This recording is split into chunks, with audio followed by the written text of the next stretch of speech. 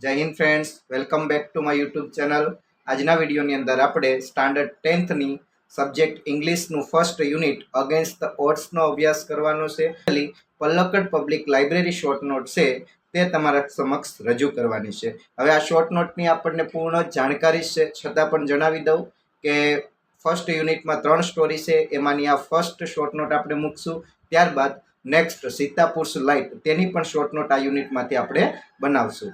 અગાઉ પણ મેં ઘણી બધી શોર્ટ નોટ બનાવેલી છે, જે આ ચેનલ ઉપર જ અપલોડ થયેલી છે. તો આપણે ન જોઈ હોય અને આપ ચેનલ ઉપર નવા હોય તો જરૂરથી એ જોઈ શકો છો.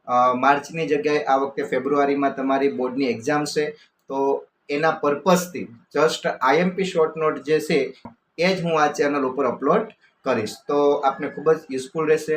આપ ચેનલ ઉપર નવા છો તો ચેનલને જરૂરથી સબસ્ક્રાઇબ કરી દેજો અને બેલ આઇકન પ્રેસ કરજો, જેથી તમારા સુધી આની નોટિફિકેશન મળતી રહે.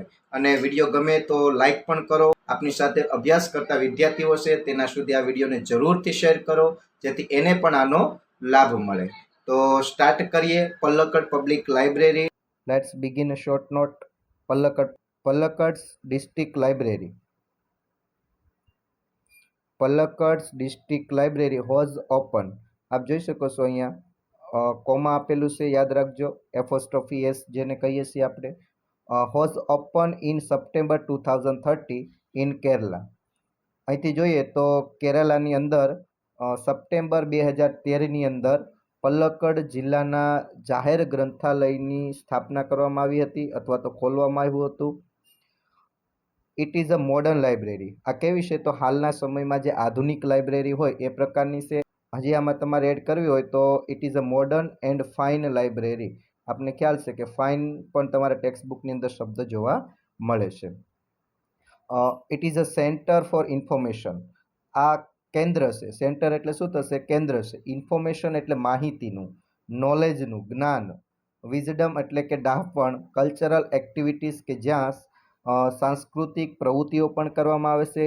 રિસર્ચ છે અને રેફરન્સ પણ છે, એટલે કે સંદર્ભ પણ છે અને સંશોધન પણ ત્યાં થાય છે. તો આ પલ્લકડ ડિસ્ટ્રિક્ટ પબ્લિક લાઇબ્રેરીની અંદર કેટલીક સ્પેશિયાલિટી છે કે જે એટલા વર્ક ઉપર કામ કરે છે.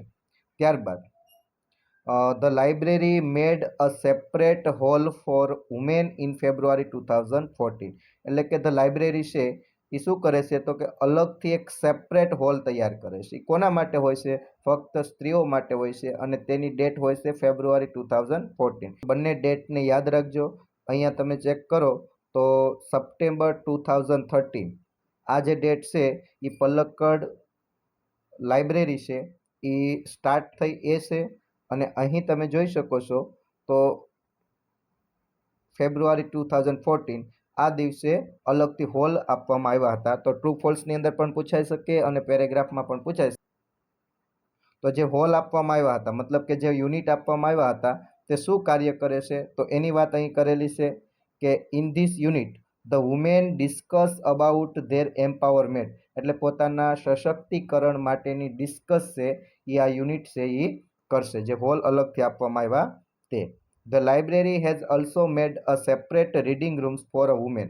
મહિલાઓ સારી રીતે રીડિંગ કરી શકે અને પોતાની એમ્પાવરમેન્ટ માટે ડિસ્કશન કરી શકે અને સેફલી રહી શકે એ માટે અલગથી સેપરેટ રીડિંગ રૂમ આપેલા છે. The library stands as tall as a beacon for a women welfare.